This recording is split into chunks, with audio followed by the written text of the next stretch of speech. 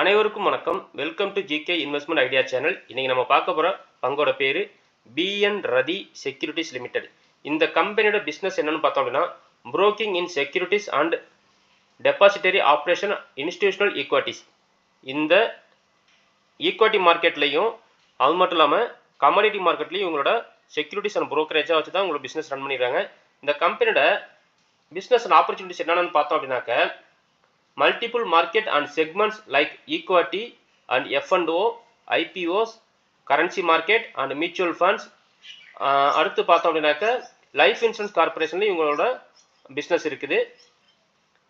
இந்த கம்பெனியோட மெம்பர்ஷிப் என்னென்னலாம் வச்சிருக்காங்கன்னு பார்த்தோம்னா, corporate member of NSE limited and BSE limited இந்த கேபிட்டல் மார்க்கெட் செக்மெண்ட் ஒன்று. ரெண்டாவது பார்த்தோம் அப்படின்னா future and options and currency derivative segments. மூணாவது பார்த்தோம் அப்படின்னா மல்டி கமாடிட்டி எக்ஸ்சேஞ்ச்.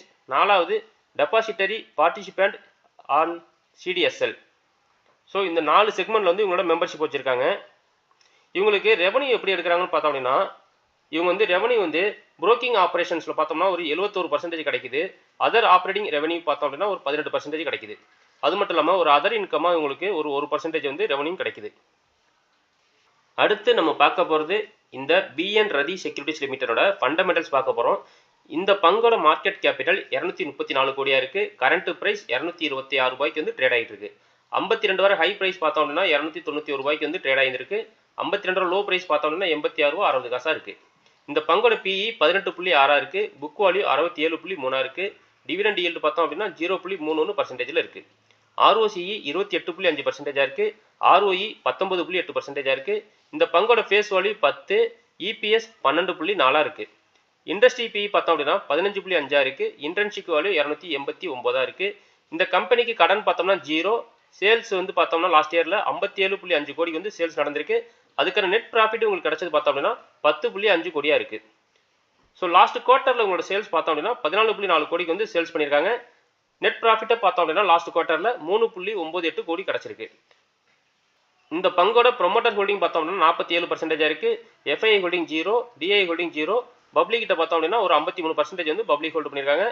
ப்ரொமோட்டர் ஹோல்டிங்கில் லாஸ்ட் குவார்ட்டரில் ஏதாவது சேஞ்சஸ் இருக்கான்னு பார்த்தோம் அப்படின்னா 0.57% வந்து அவங்க ஸ்டாக்ஸ் வந்து செல் பண்ணியிருக்காங்க. ஸோ அதையுமே வந்து பப்ளிக் தான் வந்து ஆக்குபை பண்ணியிருக்காங்க. இந்த கம்பெனியில் நம்பர் ஆஃப் ஷேர் ஹோல்டர்ஸ்னு பார்த்தோம் அப்படின்னா 13,402 ஷேர் ஹோல்டர்ஸ் இருக்காங்க இந்த பங்கில். இந்த பங்கோட ஆல் டைம் ஹை ப்ரைஸ் பார்த்தோம் அப்படின்னா 291 ரூபாய் வரைக்கும் போயிருக்கு. ஆல் டைம் லோ ப்ரைஸ் பார்த்தோம் அப்படின்னா 4 ரூபா 15 காசாக இருக்குது. இந்த பங்கை பற்றி இன்றைக்கி ஏன் நம்ம பேசுகிறோம் அப்படின்னா, இந்த பங்கில் ஸ்டாக்கை வந்து ஸ்ப்ளிட் பண்ண போதாக சொல்லியிருக்காங்க. அதாவது ஃபேஸ் வேல்யூ 10லேருந்து ஃபேஸ் வேல்யூ 2 இந்த பங்கை பற்றி இன்றைக்கி ஏன் நம்ம பேசிக்கிட்டு இருக்கோம் அப்படின்னா, இந்த பங்கில் வந்து ஸ்டாக்கை வந்து ஸ்ப்ளிட் பண்ண போகிறதா அனௌன்ஸ்மெண்ட் பண்ணியிருக்காங்க. அதாவது ஃபேஸ் வேல்யூ 10லேருந்து ஃபேஸ் வேல்யூ 5 மாற்ற போகிறதா சொல்லியிருக்காங்க. அப்படி மாற்றும் போது என்ன ஆகும்னா, ஸ்டாக் வந்து 1:2 ரேஷியோவில் வந்து ஸ்டாக் ஸ்ப்ளிட் ஆகும். அப்போ வந்து என்ன ஆகும்னா, யாரெல்லாம் ஒரு ஸ்டாக் வச்சுருக்கீங்களோ அவங்களுக்கு 2 ஸ்டாக்கை வந்து ஸ்ப்ளிட் ஆகி கிடைக்கும். அது மட்டும் இல்லாமல் இந்த பங்கில் வந்து போனஸும் அனௌன்ஸ்மெண்ட் பண்ணியிருக்காங்க. ஸோ இதை வந்து நம்ம ஒன் பை ஒன்னாக பார்ப்போம். அடுத்து நம்ம பார்க்க போகிறது இந்த பிஎன் ரதி செக்யூரிட்டிஸ் லிமிடெட் இந்த கம்பெனியோட பியர் கம்பேரிசன் பார்க்க போகிறோம். அதில் முதல்ல பார்க்க போகிறது மோத்திலால் ஆஸ்வால் ஃபினான்ஷியல் சர்வீசஸ் லிமிடெட். இந்த மோத்திலால் ஆஸ்வால் ஃபினான்ஷியல் லிமிடெட் அந்த கம்பெனியோட ஆர்ஓசிஇ 20.69% இருக்குது. அடுத்து பார்க்க போகிறது ஐசிஐசிஐ செக்யூரிட்டிஸ் லிமிடெட். இந்த கம்பெனியோட ஆர்ஓசிஇ பார்த்தோம்னா 19.74% மெயின்டைன் பண்ணுறாங்க. மூணாவது நம்ம பார்க்க போகிறது நுவாமா வெல்த் மேனேஜ்மெண்ட் லிமிடெட். இந்த கம்பெனியோட ஆர்ஓசிஇ 16.54 இருக்குது. அடுத்து நாலாவதாக பார்க்க போகிறது ஏஞ்சல் ஒன் லிமிடெட். இந்த கம்பெனியோட ஆர்ஓசிஇ 38.70% இருக்குது. அஞ்சாவது நம்ம பார்க்க போகிற கம்பெனி பேர் prudent corporation advisory services limited. இந்த கம்பெனியோட ஆர்ஓசிஇ பார்த்தோம் அப்படின்னாக்க 43.29% இருக்குது. ஆறாவதாக பார்க்க போகிறது ஐஐஎஃப்எல் கேபிட்டல் சர்வீசஸ் லிமிடெட். இந்த கம்பெனியோட ஆர்ஓசிஇ 34.56% இருக்குது. ஏழாவதாக பார்க்க போகிறது ஷேர் இந்தியா செக்யூரிட்டிஸ் லிமிடெட். இந்த கம்பெனியோட ஆர்ஓசிஇ பார்த்தோம்னா 38.31% இருக்குது. அடுத்து எட்டாவதாக இருக்கிறது தான் இந்த பிஎன் ரதி செக்யூரிட்டிஸ் லிமிடெட். இந்த கம்பெனியோட ஆர்ஓசிஇ 28.54% இருக்குது. ஸோ இந்த பிஎன் ரதி செக்யூரிட்டிஸ் லிமிடெட் ஆர்ஓசிஇ ஓரளவுக்கு ரொம்ப ஹையாகவும் இல்லாமல் லோவாகவும் இல்லாமல் ஒரு 28% வந்து மெயின்டைன் பண்ணிட்டு இருக்காங்க. அடுத்து நம்ம பார்க்க போகிறது இந்த பிஎன் ரதி செக்யூரிட்டிஸ் லிமிடெடோட குவார்டர்லி ரிசல்ட் பார்க்க போகிறோம். கடந்த செப்டம்பர் 2024 படி இந்த ரிசல்ட் படி பார்த்தோம் அப்படின்னா சேல்ஸ் வந்து 14.37 கோடியாக இருக்குது. எக்ஸ்பென்சஸ் 11.62 கோடியாக இருக்குது. ஆப்ரேட்டிங் ப்ராஃபிட்டா இவங்களுக்கு 2.75 கோடி கிடைச்சிருக்கு. அதோட பர்சன்டேஜ் பார்த்தோம்னா 19.14% இருக்கு. அதர் இன்கம் பார்த்தோம் அப்படின்னா உங்களுக்கு ஒரு 2.89 கோடி கிடைச்சிருக்கு. கடனுக்கு வந்து இவங்க இன்ட்ரெஸ்டா பே பண்ணது பார்த்தோம் அப்படின்னாக்க 0.21 கோடி வந்து லாஸ்ட் குவார்ட்டர்ல பே பண்ணிருக்காங்க. டிப்ரிசியேஷனா இவங்களுக்கு லாஸ்ட் குவார்ட்டர்ல 0.17 கோடியா நடந்திருக்கு. ப்ராஃபிட் பிஃபோர் டாக்ஸ் பார்த்தோம் அப்படின்னாக்க 5.26 கோடியா இருக்கு. டாக்ஸ் பர்சன்டேஜ் இவங்க வந்து லாஸ்ட் குவார்ட்டர்ல 24.33% வந்து பே பண்ணிருக்காங்க. ஆஃப்டர் டாக்ஸ்ல இவங்களுக்கு நெட் ப்ராஃபிட்டா பார்த்தோம் அப்படின்னா 3.98 கோடி கிடைச்சிருக்கு. அடுத்து நம்ம பார்க்க போறது year on year profit and loss பார்க்க போறோம். கடந்த மார்ச் 2024ல வந்து ரிசல்ட் படி பார்த்தோம் அப்படின்னா சேல்ஸ் வந்து 57 கோடியா இருக்கு, எக்ஸ்பென்சஸ் 42 கோடியா இருக்கு. ஆப்ரேட்டிங் ப்ராஃபிட்டா பார்த்தோம் அப்படின்னாக்க இவங்களுக்கு ஒரு 16 கோடி கிடைச்சிருக்கு. அதனோட ஆப்ரேட்டிங் ப்ராஃபிட் மார்ஜின் பர்சன்டேஜ் பார்த்தோம்னா 27% இருக்கு.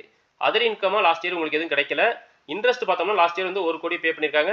டிப்ரிசியேஷன் பார்த்தோம்னா ஜீரோவா இருக்கு. ப்ராஃபிட் பிஃபோர் டாக்ஸ் வந்து 14 கோடி கிடைச்சிருக்கு லாஸ்ட் இயர்ல. டாக்ஸ் பர்சன்டேஜ் பார்த்தோம்னா 26% வந்து பே பண்ணிருக்காங்க. நெட் ப்ராஃபிட்டா இவங்களுக்கு ஒரு 11 கோடி கிடைச்சிருக்கு. டிவிடெண்ட் பே அவுட் பார்த்தோம்னா லாஸ்ட் இயர் வந்து 15% வந்து டிவிடெண்ட் பே அவுட் பண்ணிருக்காங்க. வரப்போற 2025 மார்ச்ல ரிசல்ட் எப்படி இருக்குன்னு எதிர்பார்க்கப்படுதுன்னா இவங்களுக்கு நெட் ப்ராஃபிட்டா வந்து ஒரு 13 கோடி கிடைக்கிறதுனா வாய்ப்பு இருக்கிறதா சொல்லியிருக்காங்க. அது எப்படிலாம் நடக்கும் பார்த்தோம் அப்படின்னா சேல்ஸ் வந்து ஒரு 53 கோடியா இருக்கிறதுன வாய்ப்புகள் இருக்கு. எக்ஸ்பென்சஸ் 46 கோடி இருக்கிறதுன வாய்ப்புகள் இருக்கு. ஆப்ரேட்டிங் ப்ராஃபிட்டா இவங்களுக்கு 7 கோடி கிடைக்கிறதுன வாய்ப்புகள் இருக்கதா சொல்லியிருக்காங்க. அதர் இன்கமா ஒரு 11 கோடி கிடைக்கிறதுன வாய்ப்புகள் இருக்கதா சொல்லியிருக்காங்க. இன்ட்ரெஸ்ட் பார்த்தோம்னா 1 கோடி பே பண்ணிடுவாங்க. டிப்ரிசியேஷன் பார்த்தோம்னா 1 கோடி நடக்கிறதுன வாய்ப்புகள் இருக்கு. ஸோ நெட் ப்ராஃபிட்டா பார்த்தோம் அப்படின்னாக்க இவங்களுக்கு 13 கோடி கிடைக்கிறதுன வாய்ப்புகள் இருக்கதா சொல்லியிருக்காங்க. அடுத்து நம்ம பார்க்க போறது இந்த பங்கோட பேலன்ஸ் ஷீட் பார்க்க போறோம். கடந்த செப்டம்பர் 2024 படி பார்த்தோம் அப்படின்னா ஈக்விட்டி கேபிட்டல் 10 கோடியா இருக்கு, ரிசர்வ்ஸ் 59 கோடியா இருக்கு. கடன் பார்த்தோம் அப்படின்னா ஜீரோவா இருக்கு. அதர் லையாபிலிட்டிஸ் 182 கோடியா இருக்கு. டோட்டல் லையாபிலிட்டிஸ் 251 கோடியா இருக்கு. ஃபிக்ஸட் அசெட்ஸ் பார்த்தோம் அப்படின்னா 4 கோடியா இருக்கு. சிடபிள்யூஐபி ஜீரோ. இன்வெஸ்ட்மெண்ட்ஸ் பார்த்தோம் அப்படின்னாக்க 10 கோடியா இருக்கு. அதர் அசெட்ஸ் 237 கோடியா இருக்கு. டோட்டல் அசெட்ஸ் பார்த்தோம் அப்படின்னா 251 கோடி வந்து இந்த கம்பெனிக்கு இருக்குது. ஸோ இந்த கம்பெனியோட அசெட்டோட வளர்ச்சி பார்த்தோம் அப்படின்னா கடந்த மார்ச் 2013 பார்த்தோம்னா 23 கோடியா இருந்திருக்கு. 2014 29 கோடியா இருந்திருக்கு. 2015 38 கோடியா இருந்திருக்கு. ஸோ கொஞ்சம் கொஞ்சமா அப்படியே கிராஜுவலா இன்க்ரீஸ் ஆகி மார்ச் 2022 பார்த்தோம்னா 148 கோடிக்கு வந்து வளர்ந்துருக்காங்க. அதுக்கப்புறம் மார்ச் 2023 156 கோடிக்கு வளர்ந்துருக்காங்க. மார்ச் 2024 பார்த்தோம்னா 205 கோடிக்கு வந்து அசெட் வளர்ந்துருக்கு. அடுத்து செப்டம்பர் 2024 பார்த்தோம்னா 251 கோடியா வந்து இவங்களோட கம்பெனியோட அசெட்டை வந்து வளர்த்துருக்காங்க. ஸோ இந்த கம்பெனியோட வளர்ச்சியுமே பார்த்தோம்னா ஓரளவுக்கு நல்லாவே வளர்ந்து வந்துட்டு இருந்திருக்கு. அடுத்து நம்ம பார்க்க போகிறது இந்த பங்கோட கேஷ் ஃப்ளோஸ் பார்க்க போகிறோம். கடந்த மார்ச் 2024 படி பார்த்தோம் அப்படின்னா நெட் கேஷ் ஃப்ளோ இவங்களுக்கு 22 கோடி இருந்திருக்கு. அது என்னென்னு பார்த்தோம் அப்படின்னா கேஷ் ஃப்ரம் ஆப்ரேட்டிங் ஆக்டிவிட்டியா இவங்களுக்கு 5 கோடி இருந்திருக்கு. கேஷ் ஃப்ரம் இன்வெஸ்டிங் ஆக்டிவிட்டியா இவங்களுக்கு ஒரு 2 கோடி இருந்திருக்கு. கேஷ் ஃப்ரம் ஃபினான்சிங் ஆக்டிவிட்டி பார்த்தோம் அப்படின்னா ஒரு 15 கோடி இருந்திருக்கு.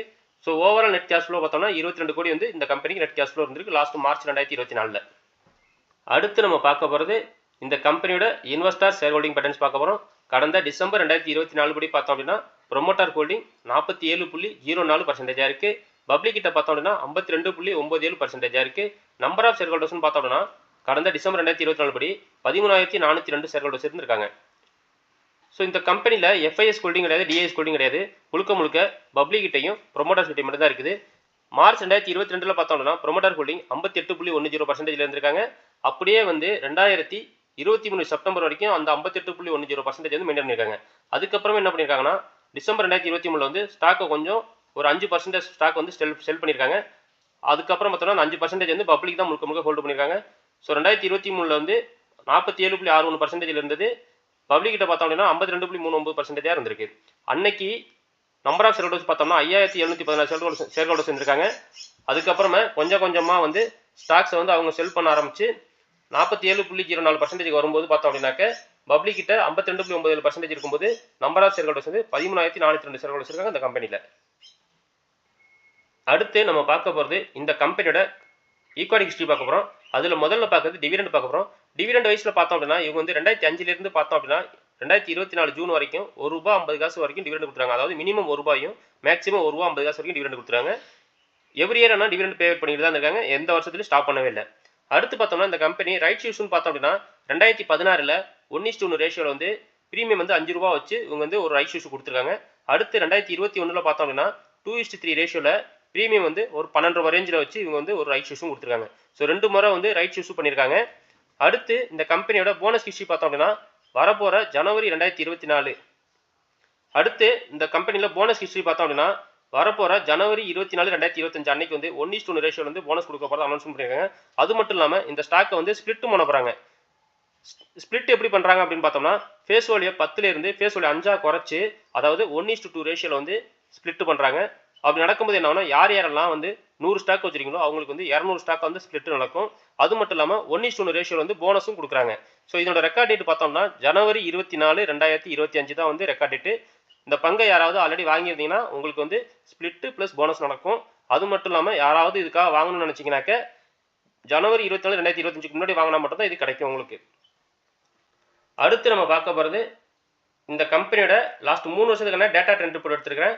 கடந்த ஜனவரி 2022 அதிலிருந்து இன்னைக்கு வரைக்கும் உள்ள டேட்டா எடுத்துருக்கிறேன்.